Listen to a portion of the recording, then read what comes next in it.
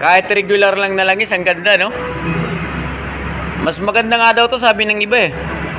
Sabi nga din nung mga kasama ko nag-grab din. Oo. Sabi nung, kasi yung Kaysa mag-semi fully ka. sasakyan nung kasama namin na BS din. Oo. Kasi naka-velos na siya ngayon. Sabi niya, never pang pumalya yung BS ko, ilang taon na. Ganyan lang Ang din. ginagamit niya, ito lang. Yung synthetic gamit ko dati, yan. Yan din. Pero sa yung ngayon sinabi mo, bagan mo lang kasi mas maganda yun. 5,000. Oo.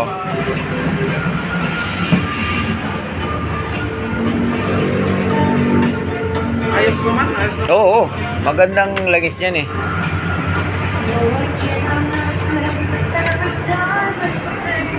Baterya mamaya, checkin natin to.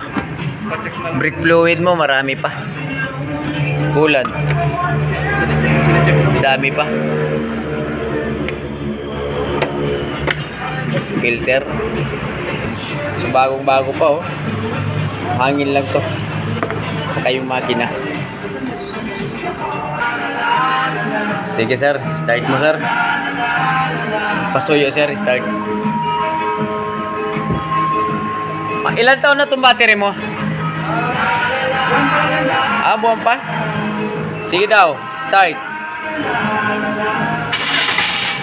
Pakalakas pa. 90% pa yan. Tagal mo kaya yung boss? Oo naman. Tsaka matibay si Amaron. Talagang sabi nila dati sumasabog yan pero nasubukan na yan ang karamihan eh. Okay naman eh. Maganda to. Magkano bilhin mo dito? Nasa 5 plus yan ko yan. Amaron, sulit na sulit yan. So aircon mo daw sir. Buksan mo lahat. Aircon, headlight. Para makita natin yung reading.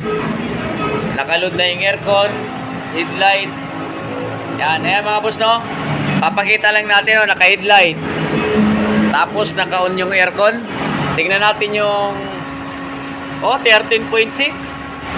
Kayang-kaya pa, lakas eh. Pagipatay mo na sir aircon, tapos headlight.